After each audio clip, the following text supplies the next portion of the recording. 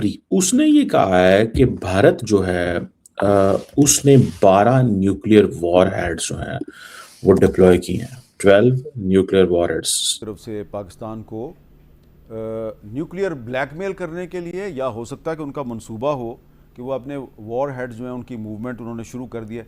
Pakistan has the capacity, Pakistan has the capability, and most importantly, Pakistan has the will कि वो react करेगा भारत। इसका मतलब है दे आर इंटरेस्टेड कि वो पाकिस्तान पे कोई हमला करने जा रहे हैं। यह प्लान है कि इंडियंस ये जो कर रहे हैं वो कह रहे हैं कि क्योंकि पाकिस्तान के अंदर जो फील्ड मार्शल है वो, मैं कल सुन रहा था आई थिंक फील्ड मार्शल को, उन्होंने कहा कि इस दफ़ा जो भारत और पाकिस्तान की जो जंग होगी, ठीक है जी, इस दफ़ा भारत और पाकिस्तान की जो जंग होगी वो ऐसी नहीं होगी जैसे पहले थी। So keep this. नमस्कार दोस्तों, हिंदुस्तानी टीवी न्यूज में आप सभी का बहुत बहुत स्वागत है। दोस्तों, इस वक्त सरहद पार पाकिस्तान के डिफेंस एक्सपर्ट्स और वहां के टीवी एंकर्स के बीच एक भयंकर पैनिक और बौखलाहट का माहौल बना हुआ है। वजह कोई मामूली बात नहीं है, बल्कि दुनिया की सबसे प्रतिष्ठित defence think tank SIPRI, Stockholm International Peace Research Institute की वो लेटेस्ट रिपोर्ट है जिसने पूरी दुनिया के सुरक्षा गलियारों में तहलका मचा दिया है। इस रिपोर्ट में एक ऐसा सनसनीखेज खुलासा हुआ है जिसे सुनते ही पाकिस्तान की मीडिया लाइव शोज में बैठकर छाती पीट रही है। रिपोर्ट के मुताबिक भारत ने समंदर की गहराइयों में अपनी न्यूक्लियर सबमरीन्स के अंदर 12 न्यूक्लियर वॉरहेड्स को बिल्कुल रेडी टू फायर मोड में तैनात कर रखा है। यानी गहरे समंदर से भारत कभी भी न्यूक्लियर अटैक का पलक झपकते ही जवाब दे सकता है। अब इस रिपोर्ट को देखते ही हमेशा की तरह पाकिस्तानी मीडिया ने अपना वही पुराना राग अलापना शुरू कर दिया है। वहां के कुछ एंकर्स और जज्बाती लोग लाइव टीवी पर आकर कह रहे हैं कि अगर भारत के पास सबमरीन में न्यूक्लियर वेपन्स हैं तो क्या हुआ, हम भी भारत को उड़ा देंगे, हमारे पास भी एटम बॉम्ब है। मतलब ग्राउंड रियलिटी और टेक्नोलॉजी का टी भी नहीं पता, लेकिन धमकी सीधे भारत को उड़ाने की दे रही हैं। आखिरकार पाकिस्तानी मीडिया की इस ताजा बौखलाहट के पीछे का असली सच क्या है? क्यों भारत की इस अंडर वाटर ताकत को देखकर पाकिस्तान के होश उड़े हुए हैं? आज हम इस पूरी रिपोर्ट का एक एक फैक्ट आपके सामने रखेंगे और साथ ही वीडियो के आखिर में आपको वो गहरी टेक्निकल और स्टैटिस्टिकल डिटेल्स भी देंगे जिसे सुनकर आपको समझ आएगा कि पाकिस्तान की धमकियां कितनी खोखली हैं। वीडियो बहुत ही ज्ञानवर्धक होने वाला है, तो इसे एंड तक जरूर देखिएगा। चलिए शुरू करते हैं। इंडस वाटर भी उधर ही है जिधर हमारा कश्मीर है, जिधर हमारी सॉवरेनिटी है, जिधर हमारी टेरिटोरियल इंटेग्रिटी है, जिधर हमारा न्यूक्लियर है, उधर ही पानी भी जाके खड़ा हो गया। बाकी this is their choice, this is not a good option कि पाकिस्तान उसको मिलिटरीली उधर, अभी तो diplomatic political, but Pakistan is prepared to go to all extent. अब 25 करोड़ अवाम, हमारा पूरा Pakistan is prepared to go all extent. मैं नहीं समझती कि इमीडिएट नियर टर्म में कुछ इस तरह की चीज़ हो सकती है, लेकिन ये ज़रूर है कि जिस तरह से उन्होंने उसको सस्पेंड किया है ट्रीटी को, और ये कहा है कि हम उसको बहाल नहीं करेंगे जब तक हम सेटिस्फाइड नहीं होंगे कि पाकिस्तान की तरफ से, वो इल्ज़ाम है ज़ाहिर है, पाकिस्तान की तरफ से जो टेररिज्म होता है उनके खिलाफ वो ख़त्म नहीं होगा। So let's get the fact straight, ये उन्होंने कहा है। हमने ये कहा है कि जी आपके पास कोई लीगल राइट नहीं है टू एब्रोगेट द ट्रीटी और टू सस्पेंड द ट्रीटी और to put it in abeyance, जो लफ्ज़ उन्होंने इस्तेमाल किया। सो इस वक्त वो उनके पास वो कैपेसिटी नहीं है, वो इंफ्रास्ट्रक्चर नहीं है जिससे कि वो पानी या रोक सकें या डाइवर्ट कर सकें significant amount of water. Let's be clear on that. लेकिन इसका मतलब ये नहीं है कि ये एग्जिस्टेंशियल थ्रेट नहीं है to Pakistan in the future. Already India has started working on reservoirs ताकि वो पानी को कहीं ना कहीं रोक सकें, अदरवाइज।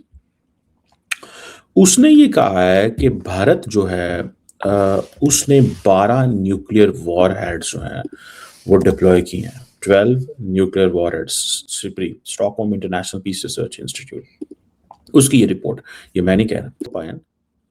इसका मतलब है दे आर इंटरेस्टेड कि वो पाकिस्तान पे कोई हमला करने जा रहे हैं या प्लान रखते हैं, हमला करने जा रहे हैं या प्लान रखते हैं। और ये भी उन्होंने देखे हैं, ये जो 12 न्यूक्लियर वॉरहेड है, कीप दिस इन माइंड कि दे आर थ्रेटनिंग कि जनाब अगर पाकिस्तान हमें मारेगा या न्यूक्लियर की बात करता है तो हम भी बिल्कुल तैयार बैठे हों। This is what they are saying. Peace only act of war की भी बड़ी क्लैरिटी है Pakistan has put Indus Water Treaty into vital interest इसलिए कि Pakistan will use all available means to protect its vital interest. ये आप बात बिल्कुल दुरुस्त कह रही हैं कि फिलहाल उनके लिए पॉसिबल नहीं है। हाँ, लेकिन हमें ये जरूर है कि पाकिस्तान मस्ट टेक एक्शन।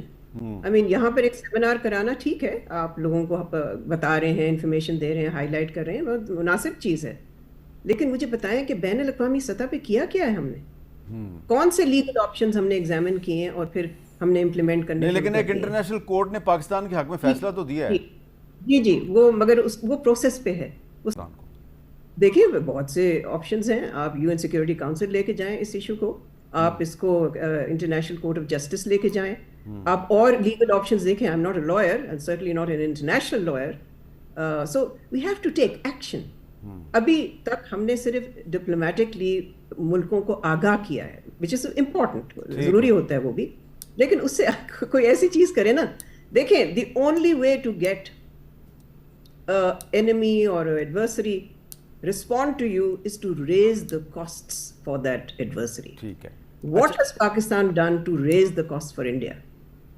ठीक है, आप डिप्लोमेटिक एक्शन की बात कर रही हैं, लेकिन जनरल जाहिद महमूद साहब ने बहुत ही डिप्लोमेटिक अंदाज में ये बता दिया कि हम किस एक्सटेंड तक जाके पानी के इशू पे क्या कर सकते हैं। और मैं कि इंडियंस ये जो कर रहे हैं वो कह रहे हैं कि क्योंकि पाकिस्तान के अंदर जो फील्ड मार्शल हैं, वो मैं कल सुन रहा था, आई थिंक फील्ड मार्शल को, उन्होंने कहा कि इस दफ़ा जो भारत और पाकिस्तान की जो जंग होगी, ठीक है जी, इस दफ़ा भारत और पाकिस्तान की जो जंग होगी वो ऐसी नहीं होगी जैसे पहले थी।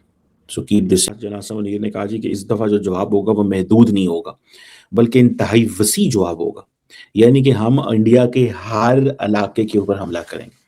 ये जो इंडिया के साउथ के ये इतना आसान काम नहीं होता चीज़ें करना और वो बनाना एंड ऑल दिस। ये यू हैव टू पे हैवी कॉस्ट, इसकी बड़ी हैवी कॉस्ट होती है जो आपको देनी पड़ती है। तो ना जंग वहां जाएगी, इस दफा नॉर्थ में नहीं रहेगी, और उसके जो दूररस और खतरनाक होगा और दूररस होगा और तकलीफ दे होगा इंडिया के लिए, ठीक है।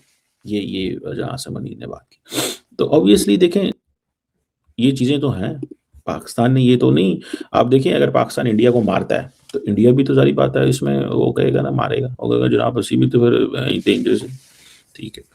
लेकिन आप इस चीज से तो नहीं फिर घबराते कि जी उन्होंने भी मारना है, आपने तो लड़ना है, तो ये एक चीज तो है। अब ये बेसिकली जो इसकी रिपोर्ट का जो अगर मैं पोस्टमार्टम करूं तो ये एक शिफ्ट आई है, एक इंडिया की वो जिसे कहते हैं ना डीमेटेड पोस्चर, ठीक है जी। ये भी देखें जो लोग वो जिसे कहते हैं ना एक जो। तो दोस्तों चलिए अब भावनाओं और धमकियों को थोड़ा साइड में रखते हैं और बात करते हैं प्योर मिलिट्री साइंस, टेक्निकल और स्टैटिस्टिकल फैक्ट्स की, जिसे देखकर असल में पाकिस्तान के रणनीतिकारों की नींद उड़ी हुई है। सबसे पहले तो ये समझिए कि भारत की न्यूक्लियर पॉलिसी हमेशा से बहुत जिम्मेदार रही है। भारत नो फर्स्ट यूज यानी NFU की नीति पर चलता है, यानी भारत कभी भी किसी देश पर पहले परमाणु हमला नहीं करेगा। लेकिन समंदर के नीचे तैनात ये 12 न्यूक्लियर वॉरहेड्स भारत को एक ऐसी ताकत देते हैं जिसे मिलिट्री की भाषा में सेकेंड स्ट्राइक कैपेबिलिटी कहा जाता है। अब जरा इसका तकनीकी मतलब समझिए। मान लीजिए कल को कोई दुश्मन देश भारत की सभी मिलिट्री बेस, एयरफील्ड और जमीनी ठिकानों पर पहला परमाणु हमला कर भी दे, तब भी समंदर की गहराइयों में महीनों तक बिना भनक लगे गश्त लगा रही भारत की SSBNs यानी nuclear powered ballistic missile submarines जैसे INS अरिहंत और INS अरीघाट पूरी तरह सुरक्षित रहेंगी, और वहां से ये सबमरीन्स ऐसा घातक जवाबी हमला करेंगी कि सामने वाले दुश्मन देश का नामो निशान मिट जाएगा। पाकिस्तान के पास इसी सेकेंड स्ट्राइक कैपेबिलिटी की भारी कमी है और यही उनके डर की सबसे बड़ी वजह है।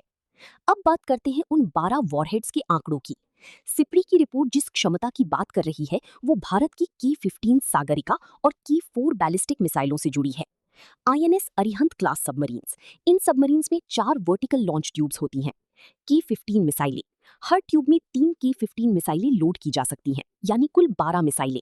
इनकी मारक क्षमता लगभग 750 किलोमीटर है, जो तटीय इलाकों से सटीक निशाना लगा सकती हैं।